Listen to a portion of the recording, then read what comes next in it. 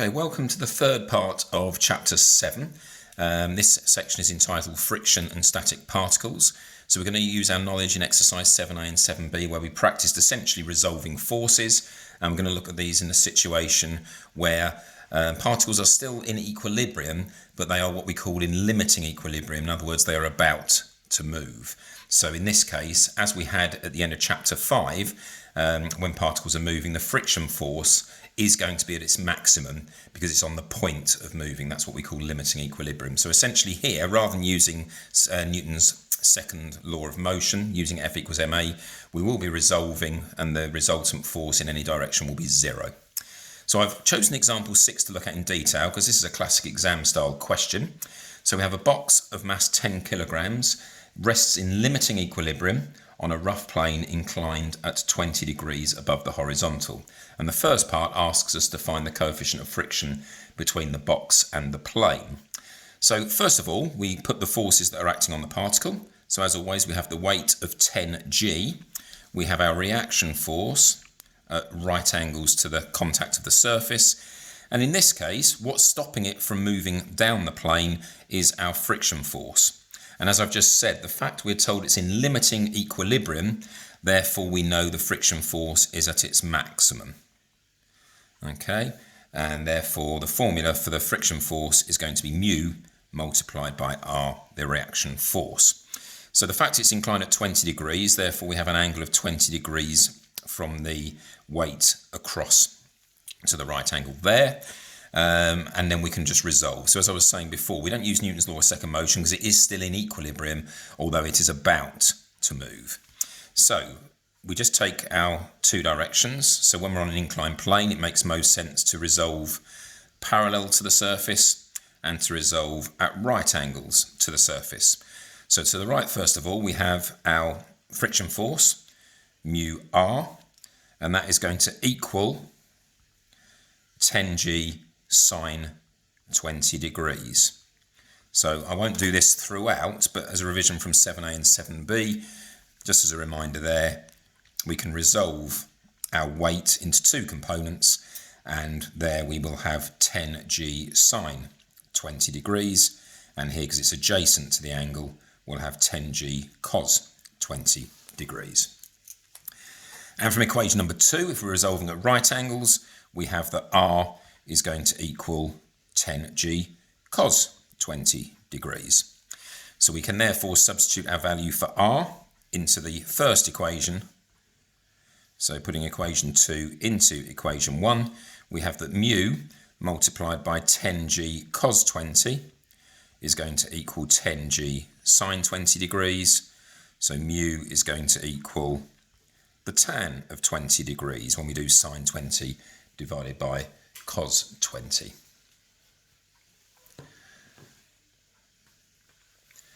And if we work that out, we therefore get that mu equals 0.36. Again, just two significant figures.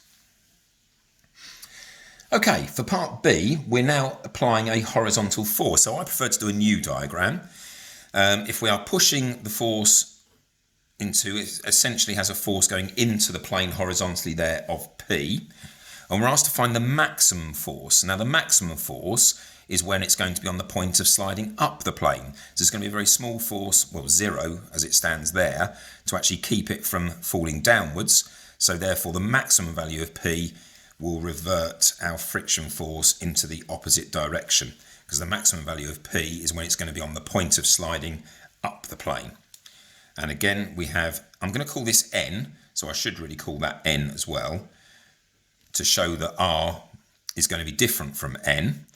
Okay, and then we still have our weight acting as well. So now we have our complete force diagram. We're able to find out the value of P, as I say, the maximum value when it's on the point of sliding up the plane.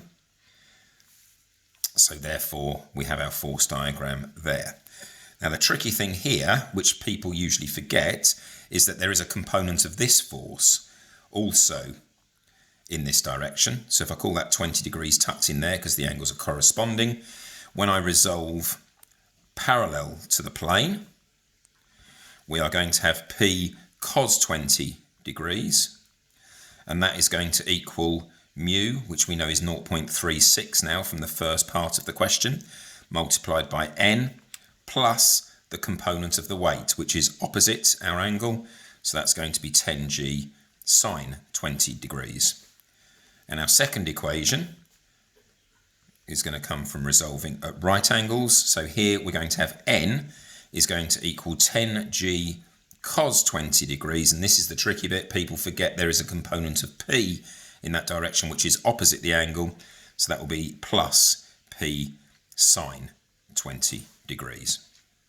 So again, we can substitute our value for n here into equation number 1.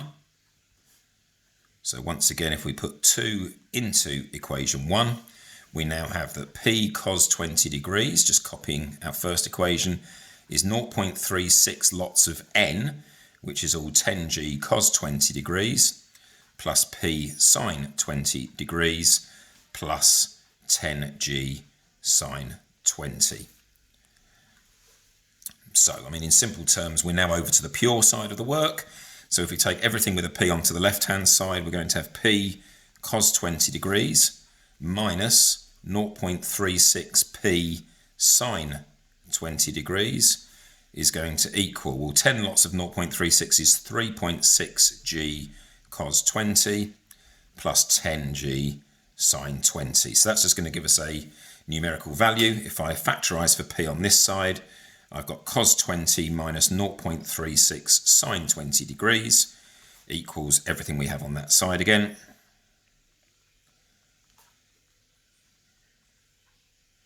And then finally for p, we've got our value here divided by the value in our bracket, and we end up with a value of p as being 82 newtons to 2 significant figures.